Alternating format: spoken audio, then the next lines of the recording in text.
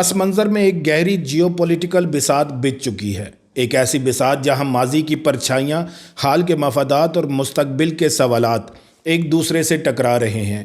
سوال سادہ ہے مگر اثرات بہت بڑے ہیں۔ بنگلہ دیش کی عالمی سمت کون طے کر رہا ہے، اور کیا واقعی پاکستان ایک بار پھر ڈھاکہ کے مستقبل میں کوئی معنی خیز کردار ادا کر رہا ہے؟ آج کی اس خصوصی رپورٹ میں ہم تاریخ کے زخموں سے لے کر جدید سفارتکاری تک ہر پہلو کو کھول کر دیکھیں گے، تاکہ آپ خود فیصلہ کر سکیں یہ محض سفارتی رابطے ہیں یا ایک جیو پولیٹیکل کھیل۔ ویڈیو کو آخر تک دیکھیے گا اور ہماری ویڈیو کو لائک، شیئر اور چینل کو سبسکرائب ضرور کر دیجیے گا۔ میں ہوں بشارت حسین کاظمی اور آپ دیکھ رہے ہیں کاظمی 360۔ یہ کہانی 1971 کے بغیر نامکمل ہے۔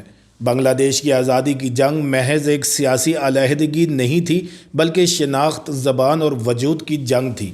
اس جنگ نے بنگلہ دیشی قوم کے اجتماعی شعور میں ایک ایسا زخم چھوڑا جو دہائیوں بعد بھی تازہ رہا۔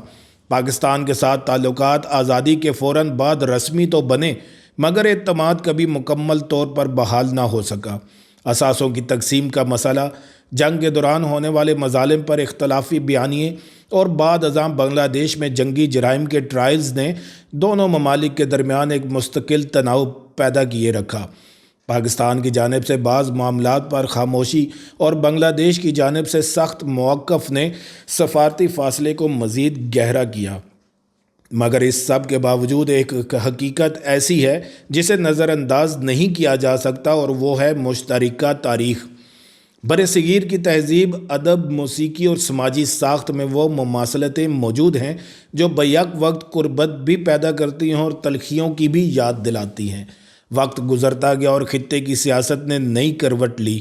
آج کا پاکستان وہ نہیں جو 1970 کی دہائی میں تھا، اور آج کا بنگلہ دیش بھی ایک بالکل مختلف ملک بن چکا ہے۔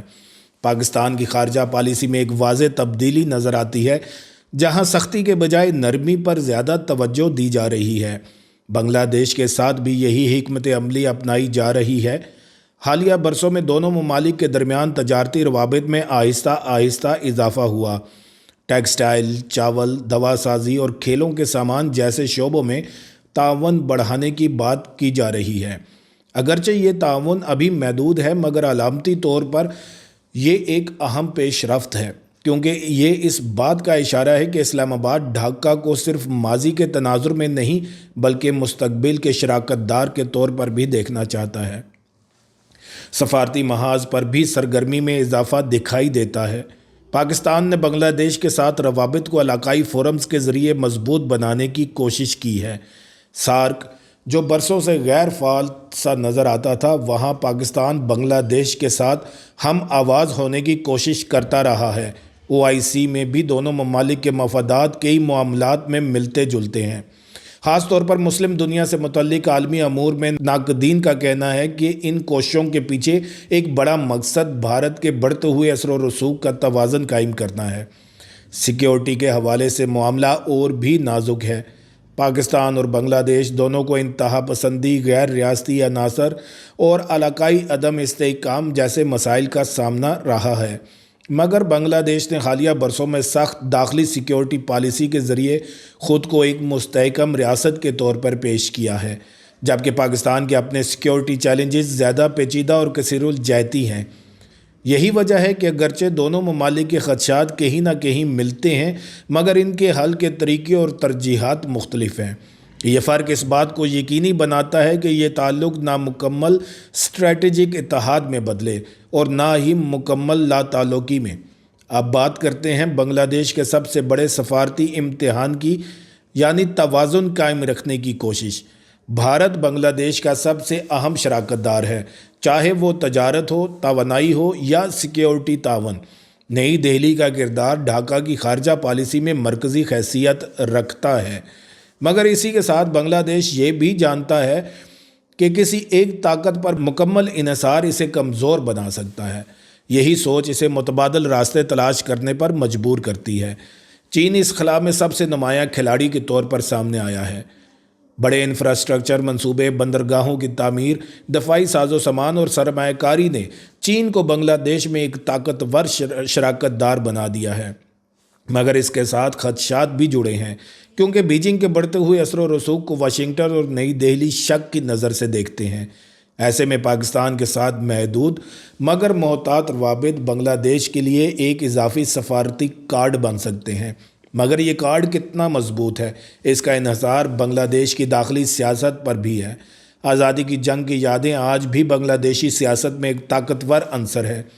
अवामी राय, मीडिया का किरदार और सियासी जमातों के नज़रियात पाकिस्तान के साथ ताल्लुकात की हदें वाज़ेह करती हैं। कोई भी हुकूमत इस हसास मसाले पर बहुत तेज़ी से आगे बढ़ने का ख़तरा मोल नहीं लेना चाहती। जियोपॉलिटिकल मंजरनामे में बांग्लादेश की अहमियत इसकी जोग्राफियाई हैसियत से भी जुड़ी है। खलीजी बंगाल के दहाने पर वाक़या ये मुल्क खित्ते में एक कलीदी किरदार अदा करता है। समंदरी तजारत, तवानाई की तरसील और बहरी सिक्योरिटी के हवाले से बांग्लादेश एक ऐसा खिलाड़ी है जिसे नज़रअंदाज नहीं किया जा सकता। यही वजह है कि आलमी ताकतें इसकी तरफ मतवज्जो हैं।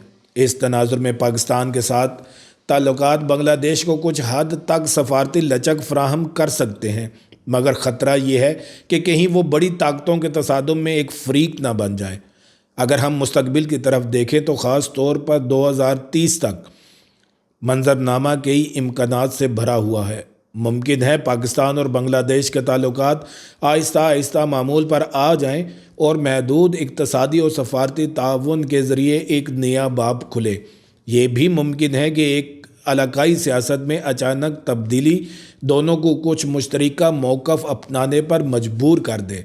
मगर एक बात तय है, बांग्लादेश अब ज़्यादा खुद मुख्तार, ज़्यादा पुरएतमाद और ज़्यादा बाखबर है। ढाका जानता है कि उसे किस हद तक जाना है और कहाँ रुक जाना है।